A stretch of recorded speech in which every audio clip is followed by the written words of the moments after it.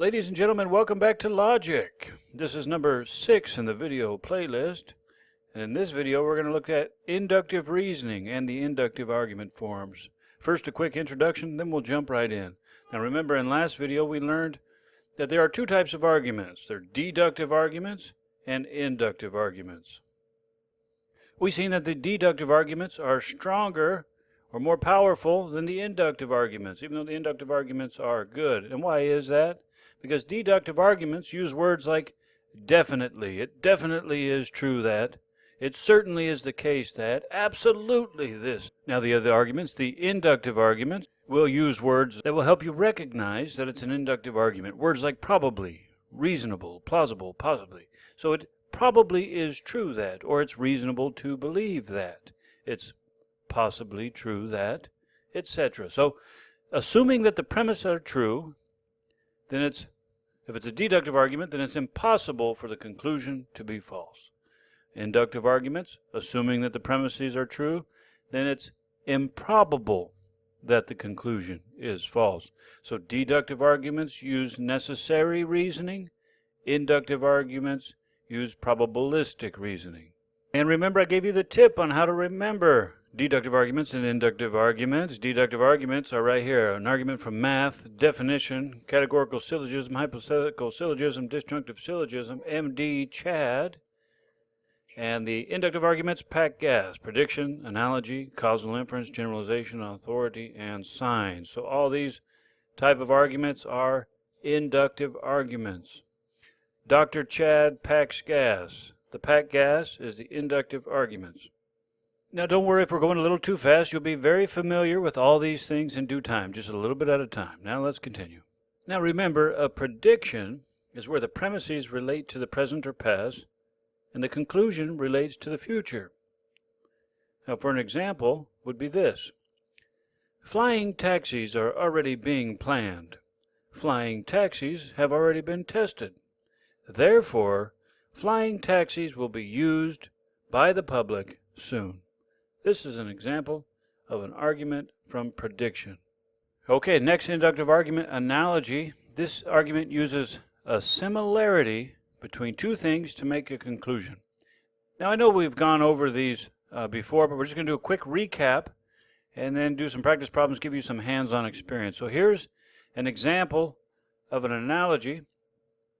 Sally and Cindy both like suspense novels. Cindy loved the last suspense novel. Therefore, Sally should also like the latest suspense novel. This is an argument from analogy.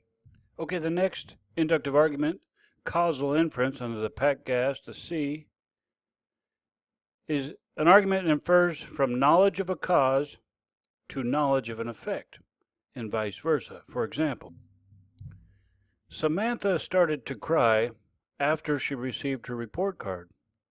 So, Samantha probably got a bad grade on her report card. This is an example of a causal inference. Okay, a generalization. A generalization is an inductive argument that proceeds from knowledge of a sample, makes a claim about the whole group. For example, the first card I chose was a diamond, the second card I chose was a diamond, and the third card I chose was a diamond. So the entire deck of cards are diamonds. Okay, now you notice it takes a small sample, diamonds, from 1, 2, 3 cards, and then it takes that and makes a claim about the whole group, the whole deck. This is an example of a generalization. All right, authority. Argument from authority is an argument, it's an inductive argument that concludes something is true because an authority, or a witness, says that it's true. Okay, here's an example of an argument from authority. The eyewitness said that the bank robber had brown hair. Since the eyewitness has good vision, we conclude the bank robber has brown hair. So as you'll notice, the eyewitness is the authority. So the argument is based upon the eyewitness or the testimony from the authority to make the conclusion. All right, here we go. Argument from signs. This is an easy one. An argument based on signs is an inductive argument that proceeds from knowledge of a sign to a conclusion about what the sign says. Now, for example, the price tag says $25. So, the logical thing to conclude is that the item costs $25. Notice the conclusion is based upon what the sign says. All right, now that you got a good understanding of the inductive arguments, the packed gas, let us do some practice problems. Get you some real hands-on experience. Now remember, to get the most out of this class, what you want to do is press pause and try and answer the question yourself. And then after you've written down the answer or you've chosen an answer, press play to see if you're right. Let us begin. Okay, listen to this argument. The first piece of gum tasted like mint, and so did the second, third, fourth, and fifth. Therefore, the entire pack of gum probably tastes like mint. Now, is this inductive argument an inductive argument because it's an analogy, a causal inference, or a generalization? Now is the time to press pause. So I'm going to give you the answer in 3, 2, 1. It's a generalization. That's right. And it's a generalization because the argument proceeds from knowledge of a sample to a claim about the entire group. All right, here's another practice problem. Listen to this argument. Humans will colonize planet Mars in a few years. There are already missions to Mars, and people are already urging NASA to make it happen. Now, is this an inductive argument because it's an argument from authority, a prediction, or signs? Now's the time to press pause because the answer is 3, 2, 1. That's right, it's a prediction. And it's a prediction because the argument proceeds from knowledge of the past to a claim about the future. All right, here's another practice problem. Listen to this argument. Dr. Phil said that your uncle has some mental issues. And Dr. Phil is a psychologist, so your uncle probably is mentally ill. Now, is this an argument from authority, analogy, or signs? Press pause because the answer is 3, 2, 1.